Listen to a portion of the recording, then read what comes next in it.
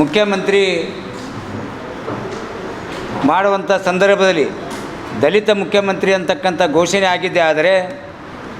ನಮ್ಮ ಸಮಾಜದ ಹಿರಿಯರು ಮಾದಿಗ ಸಮಾಜದ ಧ್ವನಿಯಾಗಿರುವ ಮತ್ತು ಪಕ್ಷದಲ್ಲಿ ಸಕ್ರಿಯವಾಗಿ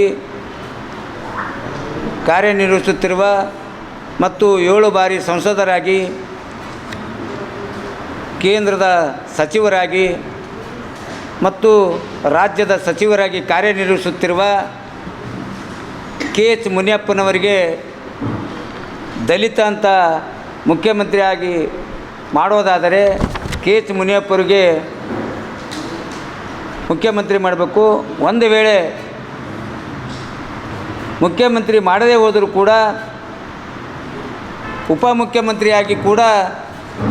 ಘೋಷಣೆ ಮಾಡಬೇಕು. ಯಾಕಂದರೆ ಅವರು ಸಮಾಜದಲ್ಲಿ ಮತ್ತು ಪಕ್ಷದಲ್ಲಿ ಭಾಳ ಹಿರಿಯರಾಗಿರುವುದರಿಂದ ಹಿರಿಯರಂತಕ್ಕಂಥದ್ದನ್ನು ಪರಿಗಣಿಸಿ ಪಕ್ಷ ನಿಷ್ಠಾವಂತ ಕಾರ್ಯಕರ್ತರಾಗಿ ಮತ್ತು 7 ಬಾರಿ ಸಂಸದರಾಗಿರೋದರಿಂದ ನಮ್ಮ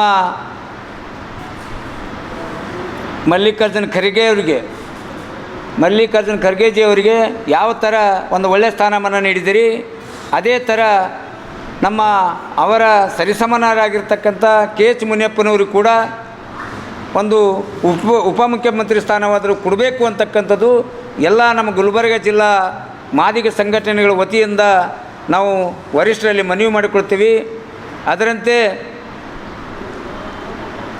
ನಮ್ಮ ಸಮಾಜ ಇನ್ನೊಬ್ಬರಾದಂಥ